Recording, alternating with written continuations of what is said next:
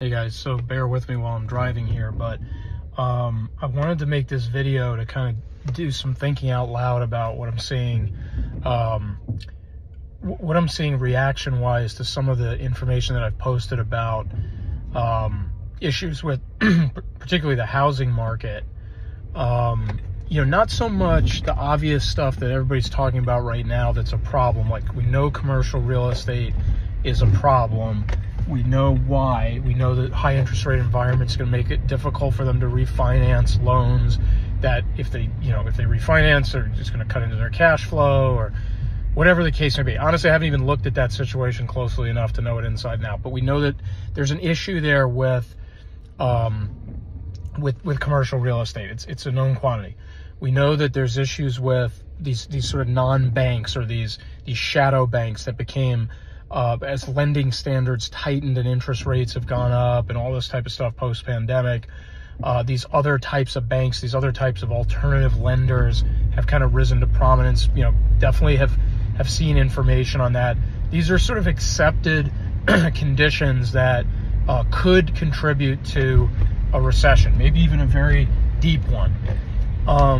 But the housing market, whenever I've, put up, some content on that or seen somebody else talking about that, a lot of the reactions I see are centered on this idea that homeowners aren't going to sell out of homes that are, 2-3% interest rates. And when they don't sell out, that means there's no supply. And if there's no supply to be bought up, then there's no domino effect of a market kind of imploding and, creating weakness in that market and prices coming down and crashing. Like, I totally hear that. I'm not even saying it's wrong. It may very well be right. It may very well be that there's just no condition or no dynamic to make this housing market crash or to topple over as one of the many dominoes that could go over, like the other ones I just talked about.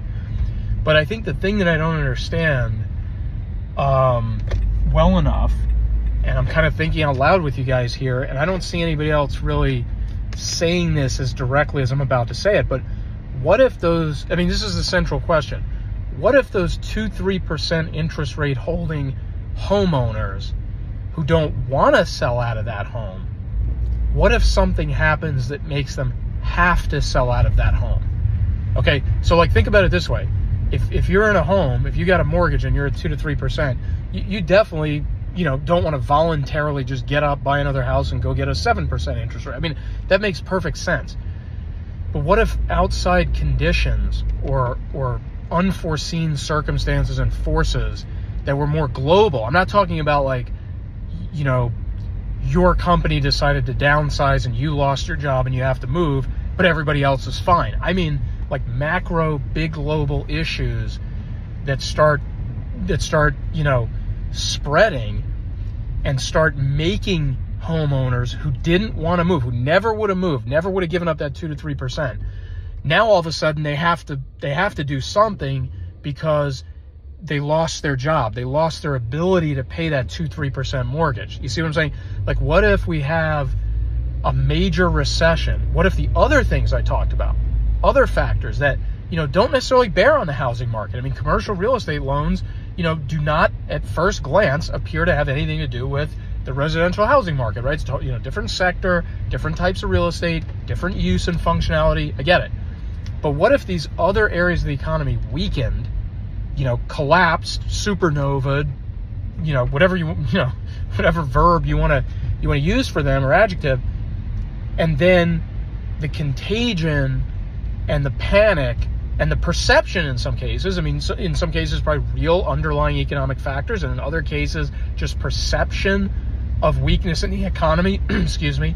What if all of that compounded and then in creating a broad, deep recession, forced homeowners to sell out of 2-3% homes, the interest rates are 2-3%. And now we're in an environment where rates are, 6%, 7%, 8%, maybe higher because the Fed is still fighting inflation, right? The Fed is still maintaining a high interest rate environment. So these homeowners are out because they lost their job. They can't pay the mortgage. They can't keep up economically with what's going on. And at the same time, they're selling out into a situation where, let's say they were going to downsize the home, you got high interest rates on that home, they're downsizing into. Maybe they're now renters, maybe they're selling out and they're renters, and all of a sudden, in a broad, deep recession, you get this domino effect of suddenly lots of supply coming into the marketplace. And, where are the buyers? Are there buyers, right? Are the buyers just BlackRock and other massive hedge funds like that? Who's going to buy the homes? If you have a broad, deep recession, you probably don't have a real strong buyer pool, right? Because the buyers are in bad shape too. But now the sellers are in bad shape because they were forced out of that home that they otherwise would have stayed in because of what everybody's saying about 2-3% interest rates. So I guess my only gripe here is when I see the discourse on this housing market situation, I don't see like non-housing market factors being really brought into the discussion or brought into the argument. I just see people kind of looking through this telescope of like, well, the housing market's fine because of these dynamics. And I don't think anybody's wrong about that. I mean, it's very hard to argue with those dynamics. I'm just saying, what if outside our field of vision, there are things happening that when they happen will still, maybe they never should have, but still will end up bearing on the housing market and creating problems there and creating, widespread issues that then lead to a housing crash and then lead to a massive domino falling effect throughout the housing market. So anyway, that's just something I want to get off my chest, guys. I'm really kind of exploring this. I definitely don't have the answers. I'm kind of thinking out loud with you guys and thinking about how this thing could really unfold and what it would look like when it does unfold, and would it sweep up this housing market and create these after effects and these outcomes. So much more to follow on this, guys. I need to dig into it more. I need to think about it some more, and we'll be posting more about it as well. So thanks for watching this, guys. Hope everybody has a great weekend.